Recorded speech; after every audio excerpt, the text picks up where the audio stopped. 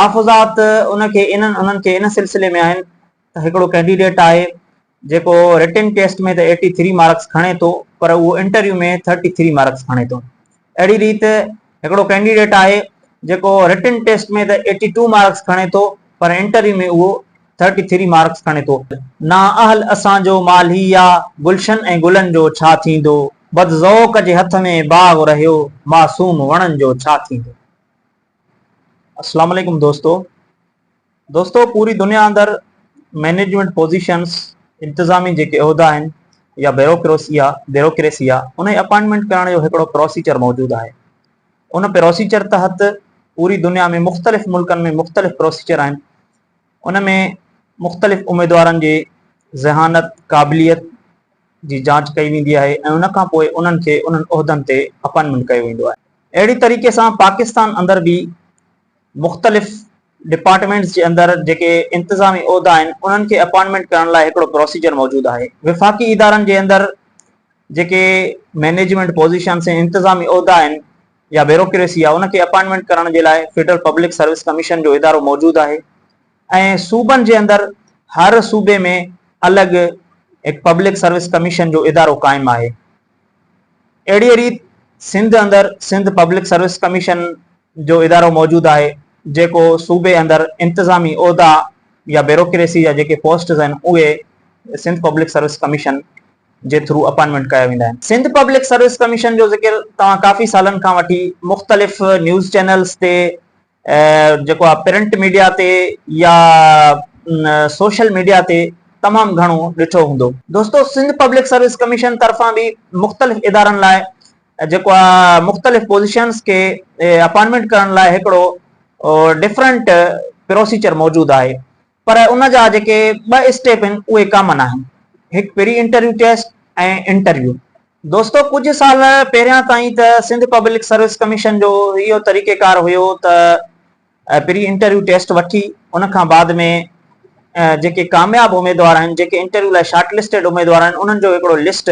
Press release जे ज़रिए जारी कयो वेंदो हुयो त ही कैंडिडेट जेको आहे प्री इंटरव्यू टेस्ट जेका असां वरिती आहे कंडक्ट कई आहे उनमें ही कैंडिडेट्स कामयाब थिया आहिनि। कुझु साल पहिरियां सिंध पब्लिक सर्विस कमीशन जो इहो प्रोसीजर हुयो त प्री इंटरव्यू टेस्ट वठी करे उन खां बाद में हिकु प्रेस रिलीज जे ज़रिए जेके कैंडिडेट्स इंटरव्यू लाइ क्वालिफाई करे सघनि था उन्हनि जो हिकु लिस्ट जारी कयो वेंदो हुयो, पर उन लिस्ट में इहो इन ॻाल्हि जी बिल्कुलु ज़िक्र न हुई त कहिड़ो कैंडिडेट केतिरा मार्कूं खणी क्वालिफाई करे सघियो प्री इंटरव्यू जे लाइ ऐं कहिड़ो कैंडिडेट प्री इंटरव्यू टेस्ट में केतिरा मार्कूं खणी जेको आहे इंटरव्यू लाइ क्वालिफाई न करे सघियो आहे। मतिलबु त टॉप टू बॉटम जेका मेरिट लिस्ट लॻंदी आहे उहो न लॻाईंदो हुयो, सिर्फ़ हिकु प्रेस रिलीज जे ज़रिए जेके कामयाब उम्मीदवार आहिनि जेके इंटरव्यू लाइ क्वालिफाई करे सघनि पिया उन्हनि बाबति आगाह कयो वेंदो हुयो। इंटरव्यू कंडक्ट करण खां बाद में प्रेस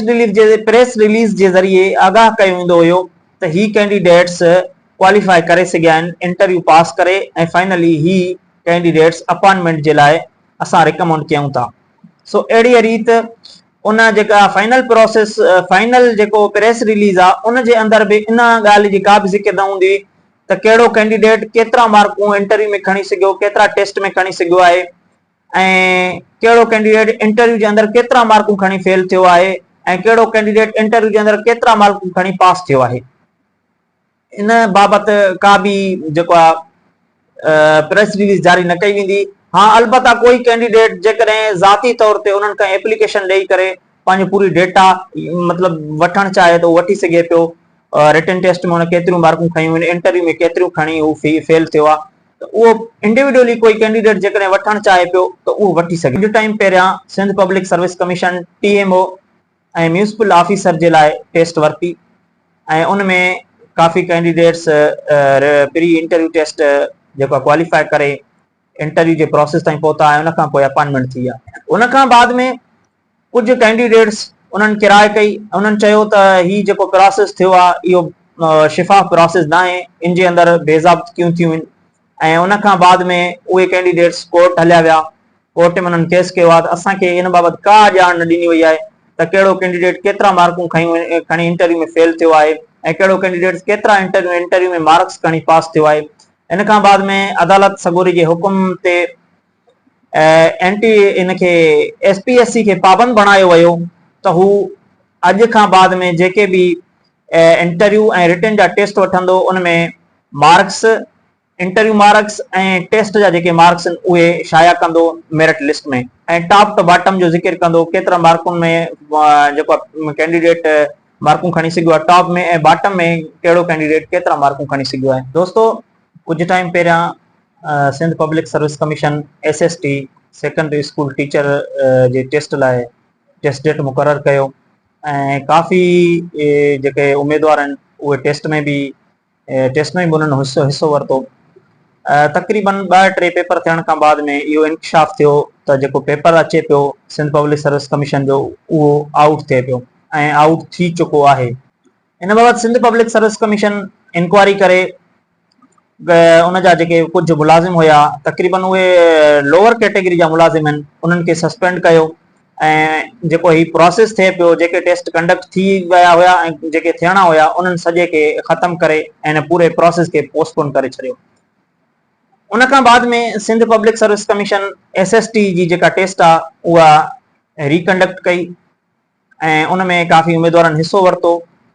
ऐं उनजे बि कुझु पेपरनि में जेको आहे सोशल मीडिया ते मुख़्तलिफ़ क़िस्म जूं तस्वीरूं गर्दिश करनि पियूं ऐं मुख़्तलिफ़ कैंडिडेट्स जा जेके मुख़्तलिफ़ उमेदवार आहिनि उन्हनि जा मुख़्तलिफ़ राय आहिनि। ऐं हिकु तस्वीर त अहिड़ी आहे जेको पेपर हिकिड़ी रिली आहे जेका सिंधी रिली थींदी आहे उनजे मथां रखियो पियो आहे ऐं कुझु अजीब क़िस्म जा ॿिया बि जेके आहिनि फोटोज़ आहिनि उहे वायरल थिया आहिनि जिनमें पेपर चादरुनि जे मथां पियो आहे, रिली जे मथां पियो आहे। सो इन बाबति बि सिंध पब्लिक सर्विस कमीशन खे ऐं ॿिया जेके असांजा आला इदारा आहिनि उन्हनि खे इंक्वायरी करणु घुर्जे त छा ही पेपर आउट थियो आहे या इहे फैब्रिकेटेड पिक्चर्स आहिनि, इन जे पुठियां कहिड़ी कहाणी आहे। त अहिड़े क़िस्म जूं जेका मुख़्तलिफ़ तस्वीरूं वायरल थियूं आहिनि सोशल मीडिया ते ऐं मुख़्तलिफ़ कैंडिडेट्स मुख़्तलिफ़ तबसरा करनि पिया त जेको ही पेपर आहे उन ते माना उन्हनि जा काफ़ी तहफ़ुज़ात आहिनि। असां आला इदारनि खां ऐं जेके सिंध पब्लिक सर्विस कमीशन जी इंतिज़ामिया आहे उन्हनि खां अपील करियूं पिया त इन्हनि जेके कैंडिडेट्स आहिनि उमेदवार आहिनि उन्हनि जा तहफ़ुज़ात ख़तमु कया वञनि ऐं उन्हनि सां इंसाफ़ कयो वञे। ऐं उन सां गॾोगॾु जेको कोर्ट जे ऑर्डर खां बाद में हाणे जेको मेरिट लिस्ट लॻाई पई वञे अपॉइंटमेंट करण जे लाइ जेके रिकमेंडेशन ॾिठी उन सां गॾोगॾु हिकु मेरिट लिस्ट लॻे थी उन में बि काफ़ी कैंडिडेट्स के तहफ़ुज़ात आहिनि। दोस्तो, जेके फाइनल मेरिट लिस्ट जेके सिंध पब्लिक सर्विस कमीशन पारां जारी कया विया आहिनि उन में बि काफ़ी जेके कैंडिडेट्स आहिनि उन्हनि खे तहफ़ुज़ात आहिनि। तहफ़ुज़ात उन्हनि खे इन सिलसिले में आहिनि त हिकिड़ो कैंडिडेट आहे जेको रिटन टेस्ट में त 83 मार्क्स खणे थो पर उहो इंटरव्यू में 33 मार्क्स खणे थो। अहिड़ी रीति हिकिड़ो कैंडिडेट आहे जेको रिटन टेस्ट में त 82 मार्क्स खणे थो पर इंटरव्यू में उहो 33 मार्क्स खणे थो। इन सां जेको आहे कैंडिडेट्स में जेको आहे हिकिड़े तहफ़ुज़ात थियनि था उन्हनि में शक शुबहात वधी वञनि था। वरी को कैंडिडेट आहे जेको रिटन टेस्ट में 42 मार्क्स खणे थो ऐं इंटरव्यू में उहो 70 ऐं 70 खां प्लस मार्क्स खणे थो। त इन्हनि ॻाल्हियुनि जे करे जेके कैंडिडेट आहिनि उन्हनि खे उन्हनि जा तहफ़ुज़ात आहिनि त जेको 83 ऐं 80 प्लस मार्क्स खणे थो त छा उहो 50% मार्क्स बि नथो खणी सघे इंटरव्यू में। सो इन्हनि शयुनि खे मद्देनज़र रखंदे काफ़ी कैंडिडेट्स जेको आहे इन्हनि शयुनि जे करे परेशान आहिनि ऐं महिनत काफ़ी दोस्त महिनत करनि था 3-3 4-4 दफ़ा। काफ़ी अहिड़ा कैंडिडेट्स आहिनि जेके 30-30 40-40 दफ़ा मुख़्तलिफ़ टेस्टनि में सिंध पब्लिक सर्विस कमीशन जे थ्रू अपीयर थिया आहिनि ऐं उन्हनि जेको पंहिंजो प्री इंटरव्यू जेके टेस्ट आहिनि उहे सुठनि नंबरनि में क्वालिफाई कया आहिनि पर उहे इंटरव्यू प्रोसेस में फेल थियनि था। असीं इंतिज़ामिया खां ऐं जेके आला इदारा आहिनि उन्हनि खां रिक्वेस्ट कंदासीं त जेके नौजवाननि जा तहफ़ुज़ात आहिनि उहे ख़तमु कया वञनि ऐं जेको प्रोसेस आहे उनखे शफ़ाफ़ कयो वञे ऐं कोशिशि करे जेके इंटरव्यू जे लाइ 100 मार्क्स रखिया विया आहिनि इन्हनि मार्क्सनि खे घटि कयो वञे, जीअं 20 मार्क्स रखिया वञनि इंटरव्यू जे लाइ। असीं सिंध पब्लिक सर्विस कमीशन जी इंतिज़ामिया ऐं स्टेक होल्डर्स आहिनि असां उन्हनि खे रिक्वेस्ट कयूं था त जेके कैंडिडेट्स आहिनि जेके क्वालिफाइड कैंडिडेट्स आहिनि उन्हनि जा तहफ़ुज़ात दूर कया वञनि, उन्हनि सां इंसाफ़ कयो वञे ऐं जेके कैंडिडेट्स वीचारा ॾींहुं राति महिनत करनि था पढ़नि था जेके बैकवर्ड एरियाज़ मां तालुक़ रखनि था ऐं वॾा मुश्किलूं काटे उन्हनि तालीम हासिल कई आहे त उन्हनि जे जेका हिन महिनत आहे उनजो क़दुरु कयो वञे। ऐं काफ़ी अहिड़ा कैंडिडेट्स आहिनि जेके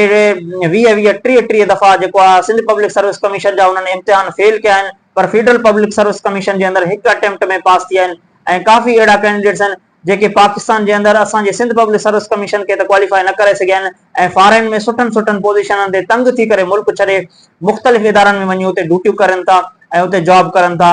सो अहिड़ी रीति असां आला अदारनि खां अगेन रिक्वेस्ट कंदासीं त महिरबानी करे इन्हनि शयुनि जो नोटिस वरितो वञे ऐं जेके कैंडिडेट्स जे अंदरि बेचैनी आहे, जेका मायूसी आहे ऐं जेको इन्हनि जा तहफ़ुज़ात आहिनि उहे दूर कया वञनि त जीअं जेके नौजवान असांजो नस्ल आहे उहो महिनत करे सघे ऐं अॻिते वधी सघनि ऐं जेके असांजा इंतिज़ामी उहिदा आहिनि उन्हनि ते आल माण्हू अपॉइंटमेंट थियनि। जीअं ई आल माण्हू असांजे इंतिज़ामी उहिदनि ते अपॉइंटमेंट थी वेंदा